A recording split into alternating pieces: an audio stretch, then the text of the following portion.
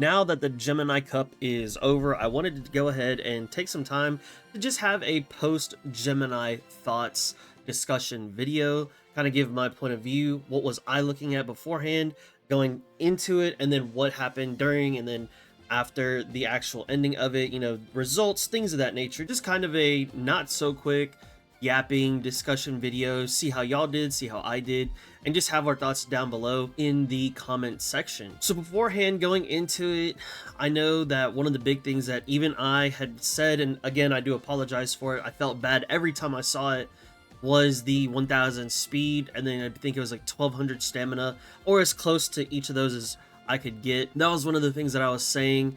And then at the same time, it was, compared to CM1, where we had the debuffers, CM2, I wasn't going to bring no debuffers. A lot of people in my Discord server wasn't going to bring any debuffers as well. And so it kind of came down to what characters can we take? What is it that we want to take personally? Who's going to have, what abilities as far as stamina recovery, things of that nature. And so one of the things that kind of circulated was the straightaway spurt. And I was like, okay, end closer Teio.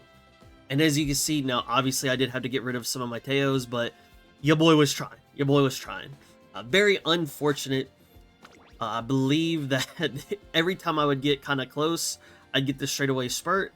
I'd miss the speed or stamina. I wouldn't get the S long. And then when it came to, I'd get the spurt, I wouldn't get the stats. Or if I got the stats, I wouldn't get the spurt. And it was super unfortunate. Then I think it wasn't until there was a Wednesday or maybe a Tuesday I did it. Maybe a Monday, something like that, where I hosted some CM rooms. And man, it was crazy. We had a Tachyon come in and win a CM room. And this is what they took. I don't remember what the legacies were, but a guts card, a wit card, a power card, and 3 speed cards. With that, I'd have to assume that they may have been stamina there. This was the skills that they had. No long S, no turf S, but I mean 575, and they went up against people who had very high stamina. Let's just say 1100 stamina, maybe 1100 speed, or 1200 stamina, and 1000 speed, whatever it was, kind of the stuff that we were looking at beforehand. And man, this turned around and won, and I was like, okay, dude, something's wrong here. I had seen that, and I was like, you know what? If they can win with that kind of a Tachyon, then surely I can turn around and make my own Tachyon and just play from there, see what happens. And so one of the characters I took was quite literally this Tachyon in particular. She came out, netted me some clutch wins. If it wasn't for her, I wouldn't be in the Group A finals. And so, I was trying to push with the Teio and the McQueen that I had, and it just wasn't working out, but she was able to help secure the Group A finals. One of the other things that I was also talking about beforehand was, if I make it to Group B finals, I'll be happy. I don't care if I get 3rd place. That was the case in point until that Tachyon and also this McQueen. Now, on the Tachyon, I made her on the 5th, and then on the McQueen I made her on the 9th, and I was like, man, I got the recommended stamina. Now when I say recommended stamina, there was some new information circulating. This is from the reference doc, and I was like, hey, 860 stamina on a front runner. I was like, man, there's all this information here. This is the ref doc. I was like, I feel like I can trust that. I was like, let me just test it and see if it works. And so 860, I got that 992.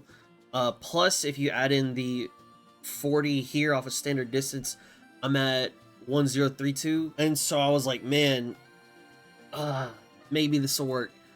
And there were plenty of times where she would get me 1st place, or she'd get in 2nd just very closely. And this was also around the time when Seiun Sky was coming in. And I was like, man, you know what? I'm going to see what she could do against Seiun Sky.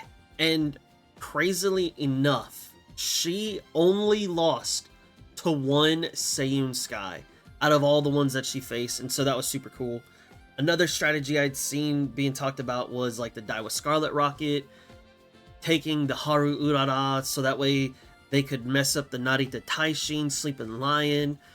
A lot of different strategies, and funnily enough, I didn't really run into that many Narita Taishins, but but I did see quite a lot of Harus, and oddly enough, in my runs, I actually saw quite a bit of debuffers. But thankfully, this McQueen was able to clutch up for me. As time went on, and as we did more runs, I was like, man, I still want to try Teio. And so I made this Teio on the 12th, and I was so excited because she actually clutched up not 1, not 2, but 3 wins. I was so happy that she was able to get 3 wins, so that was really cool for me to see that. And I think I got to see her ulti proc 1 time, so very, very happy. And then the other person that I took was this Super Creek. Now, what was very interesting is if you see here, it says 3 golds, you need 760 stamina. Now, if you take a look, I have 4 golds here. If we include her unique, that would be considered a gold skill. The problem is that her wit is at 415, and that's just not enough. It's just not enough. She needs more. And so on the races where she would hit 3, she would finish in the top 3. If she hit all 4 of her stamina recovery skills, she would actually smoke people, and she would get first place. She had multiple first places. Very happy with her. And as you can take a look, I did make her on the 12th as well. And so when it came to that, like, semifinals, I was like, man, I was hard pushing. First day of semis, I was hard pushing the McQueen, Teio, and Super Creek, and they netted me my Group B. I took the Teio out, put the Tachyon in, and that netted me my Group A finals. And then in that finals, I took that same team, and it was crazy. It was super fun to watch and to kind of see it all go down the way that it happened. Now, I say all that to just go back and kind of reiterate a lot of those things that we had seen earlier weren't really the best case going into it, but as more information circulated through, as more information got to me, I was like, hey, time to start switching up to strat.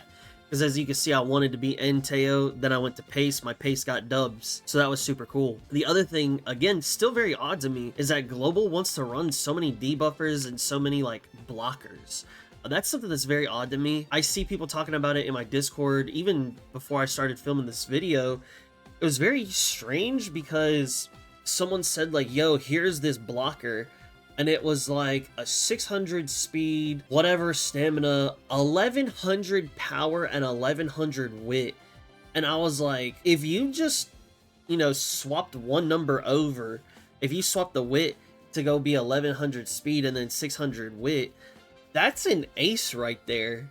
And it's just like, I don't know how much, you know, if you did that in one run, hey, congrats. You know, I'm not going to hate on that. But to have that much potential effort go into that, I was like, okay, that's just doesn't make any sense to me because you could have just had an ace right there. And so to see the debuffers, to see these blockers, it's just very odd to me. But one of the things that somebody said on my stream that, okay, I'll give you this does make sense, is that they said, you know, when they run debuffers, that's kind of like a nice little default for people who don't have that much time. You go in, you do 1, maybe 2, 3 runs for a debuffer, and then boom, you just run it and solidify it. Get as best of an ace as you can, go about your day, right? You know, if you don't have that much time, or if you're not that lucky. And I was like, you know what, that's totally fair. That point I get. But if you do have the time, if you do have the, you know, average or above average luck, being able to pump out an ace, you know, compared to a debuffer or a blocker, to me, would just make more sense. You know, even if we put it in, like, terms of, for me, would be basketball. Would I rather have, like, superstar players out there? You know, let's just say, like, we're going into the Olympics. Would I rather take all my best players in the NBA? Or would I rather take, you know, my top 2 best players and then 3, like, bench warmers, you know? That's kind of how I think of it. And so it's like, hey, you know, people gonna do what they gonna do. But that one point I completely agree with. If you don't have time, makes complete sense. And so then the other thing that was, as we were going through it and as we were watching and learning throughout the qualifiers and the semis, one thing that I had learned was that there are unnumbered corners. So Professor of Curvature, that'll proc on the first corner. However, on this 3200, when we go this way, this is corner number 3, this is corner number 4. So corner number 1 actually is over here, and this is where, like, your Professor would proc. What is it? Swinging Maestro or Gourmand, whichever one is on that corner, I always forget. this is where these would proc. And so as we come around this way, we hit that position keep ends, and right here is where the professors would pop off. The long corners, the style corners would pop off. And man, then I'd start seeing people either start catching up to my front running McQueen, or I'd see in some instances my Super Creek, she had both ramp up and long corners, and sometimes it would proc like right at the same time, and I'd just see her go kind of boom boom boom boom into like third, second, and you know, even sometimes start getting up into first relatively early, way before we got into this portion right here, into the final leg. And so just kind of understanding where these corner skills proc really did numbers for me when I'd see other racers and I'd say, oh, okay, well, first off, now that I know what skills I need to hit stamina wise, I know when I lose or win. And then when I turn around and say, oh, I see this person has these mid-leg skills or these mid-game skills, I understand why they're pushing up so much faster. And that was kind of the thing that enabled me to say like, oh, this person has like long corners, and then they have Professor of Curvature, and they're zooming up. And that's why I'd see like a gold ship, you know, we're coming into here, and I'd see a gold ship at like third place going into the final corner, or excuse me, into the final leg. And so whenever I'd see these things, I was like, yo, I can kind of already tell when I'm going to win or lose unless they gas out. And so it was very, very cool to learn that as the qualifiers and as the semis were going into it. And then, you know, I'll just play this in the background. This was my finals run, and so I had a really good time with this. It was super cool. It was super fun. I was so excited, and this will be in another video later on. I'll just have this in the background.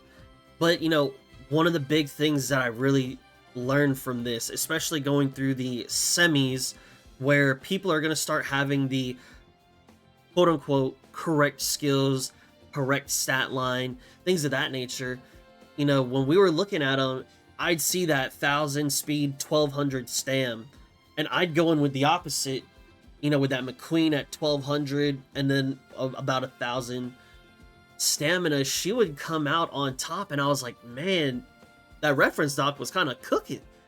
And so as it kept happening, and as I was able to steal more wins, it felt like it just became one of those things like, wow, this is really cool. Like, I feel like I can see some good things, and I understand what's happening while they're happening. And so aside of just learning where the skills would proc and learning which skills are actually good, you know, the stat line distribution, once that got figured out, building for long actually became really fun for me. Because one, it also made me see the importance of wit, because I needed so much skills to proc. I needed 4 stamina skills to proc. And so to have 4 skills proc and then have that low of wit, it really made me realize all these different things. Like, hey, I could take less stamina, increase my wit, get those skills, and then have higher percent chances to hit those skills instead of trying to get like 1200 speed, 1200 stamina, and then, you know, a lot of power, and then, you know, da-da-da-da-da.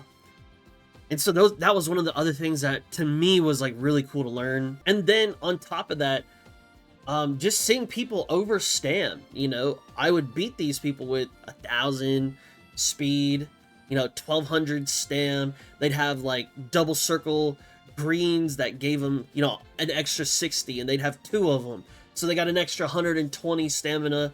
And then they had, you know, 2 golds worth of stamina skills. They had no mid-leg or mid-game skills, and they'd just be getting cooked by me. And I was like, yo, this is crazy.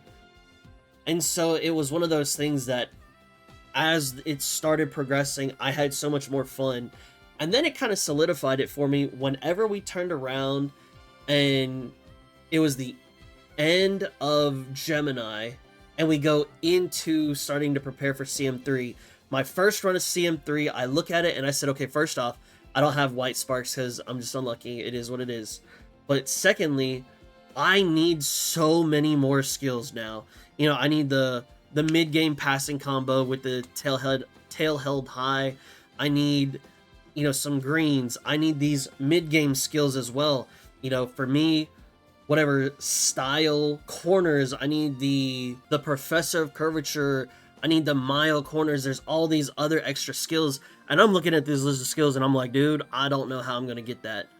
And I'm just there and I'm like, man, this is going to be super tough. So I do that one run and I'm like, I kind of wish I was going back for Gemini, because at Gemini, it really was just get these stats, a small amount of skills, and you're done. But now it's like, get these stats and all of these skills, and I'm like, oh. And so as the race finishes, you know, it really just became one of those things where at the end of Gemini, as it finished up and throughout it, trying to farm for it, I at first was like, I don't want to do this. I think I want to skip it. And then as we come through Gemini, I'm like, yo, this is actually not as bad. And so, you know, it's very funny that a lot of people in my stream are like, yeah, you said that for Gemini, now you're saying this for Cancer Cup, which for Cancer Cup, you know, that's a lot of skills. And so, you know, we'll just have to see how it plays out. I have noticed that I've not really been doing that many runs per day.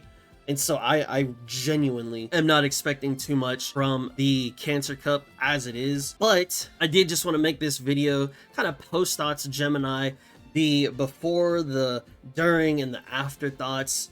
Honestly, now that we have the correct stats of like, oh, you can actually get way less stamina, and you can take those speed, and you can take these other skills, I really wish I could have remade all of my Teio runs to take her as a pace chaser. Redone all of my, you know, XYZ runs, and then maybe taken a different group. But either which way, I'm still really glad. You know, when I qualified for A group, I was like, yes, I can lose an A group and still get 1,000 carats. And then as we go in and as time progressed, I got greedier and greedier. I was like, maybe I can win, maybe I can win. And then you'll see my reaction in the future video. But man, honestly, Gemini, super fun, and really, you know, as difficult and as so much information was circulating, and as, you know, it's so hard to see what to believe, what not to believe. It got to a point to where once I found something that worked, it just became fun. And so whether I hard prep for CM 3, 4, 5, 6, 7 and into the next beyond CMs or not, I'll definitely do some wrap-up videos like this. It's something that I really enjoy, kind of getting to give thoughts about before, during, and after. You know, what were y'all's thoughts during, before, during, and after for Gemini? Did you meet or surpass the expectations? Were you able to go into it? Did you fall short of your expectations? What did you take? Did you take debuffers? And anything like that, let me know down in the comment section below. Also, I do want to shout out Curiously. He's been doing so many cool things in the Discord for me. He's actually also made a data sheet that we could all put in our data for all of our characters, and we could see how they did, what they did, and then we actually also got our own win rate. As you can see right here, I had, what was it, 1, 2, 3, 4, 5, 6, 7 different characters that I took, just trying to figure out all of what was going on where. And as you can see, I got that 13 win and 15 win on that Mejiro and Super Creek. And then if you want to take a look at my win rate as well, and this was before the finals, we just did it at the 80 mark. I got that 47, that schmoovin' 47.5% win rate. But if you do want to participate in the next Google Doc like this for the Cancer Cup, I'm sure Curious will probably be doing another one. You can always join my Discord and we can get you set up so that way you can join in and participate on this. And so that way you can just kind of have a memento, if you will, for the future. You know, I have these runs documented on my YouTube channel. People who stream their runs of their finals, that's forever documented on my channel as well. And so, you know, it's really gonna be a cool thing in the future to go back and say, hey, I remember way back when this happened, or way back when I had this, and then look at how far we've come from there. And so if you want to join in on that as well, always feel free to join my Discord. It'll be down in the description below as well. If you also enjoy the Umamusume content, whether it be theory crafting, whether it be talking about future stuff, whether it's Community Cup related, or just discussions like this, and you want to see more content, be sure to hit that subscribe button. And if you haven't already, also hit that like button and the hype button if you're on mobile, so that way more people can see this video as well. It would help me out a lot, and I would greatly appreciate it. I also do want to give a big shout out to my current members. Thank y'all for supporting me, and thank y'all for supporting the channel. It means the world to me. And last but not least, I just want to say once again, apologies for the misinfo that I gave. Going forward, I'll do my best to give better and more accurate information. So if you put that trust in me, I'll be sure to do my best to not let you down. So good luck for CM3. Best of luck in your runs, your parent farming, your ace farming, all that good stuff. And I'll catch y'all in the next one. Be sure to share this video with your friends, with your family, and with your friends' family. I'll catch y'all in the next one. Peace.